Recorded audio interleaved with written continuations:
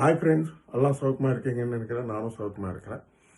இன்றைக்கி பார்த்தீங்கன்னா நம்ம மார்க்கெட்டு பயங்கர புல்லிஷாக இருக்குது. இப்போ பிட்காயின் பார்த்தீங்கன்னா $88,000 ஒரே தடவை இன்னைக்கு காலையிலேருந்து $93,000 வந்திருக்கு. நான் இந்த வீடியோ பண்ணுற டைமுக்கு $93,000 தாண்டி இருக்கு.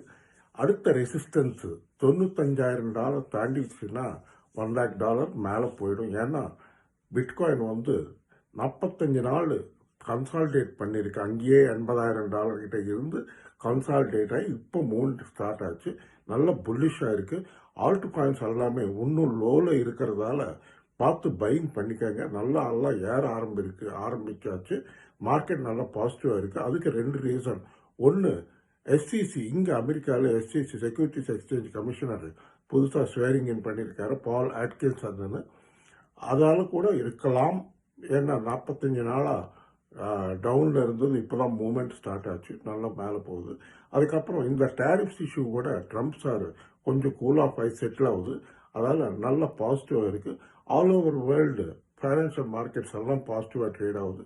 நம்ம கிரிப்டோ கூட நல்ல பாசிட்டிவாக இருக்குது. பார்த்துக்கோங்க, பையிங் பண்ணிக்கோங்க. ஃபியூச்சர்ஸில் ட்ரேடிங் பண்ணுறவங்க யாராவது இருந்தாக்கா எத்தீரியம் லாங் வாங்கிக்கோங்க. $1,800 கிட்ட இருக்குது. ஒரு $40-50 கீழே வந்ததுன்னா கண்டிப்பாக பை பண்ணிக்கோங்க. 1,700 கீழே ஸ்டாப் லாஸ் வச்சு $2,000 டார்கெட்டுக்கு பை பண்ணிக்கோங்க. பார்த்து எல்லாம் ஆல்ட் காயின்ஸும் பார்த்து பை பண்ணிக்கிறதுனா பை பண்ணுங்க. இந்த வீடியோ பிடிச்சிருந்தா தயவுசெய்து நல்லா லைக்ஸ் வைங்க, நல்லா ஷேர் பண்ணுங்கள், நல்லா சப்ஸ்கிரைப் பண்ணுங்கள். நன்றி, வணக்கம். இன்னும் சந்திப்போம். பாய்.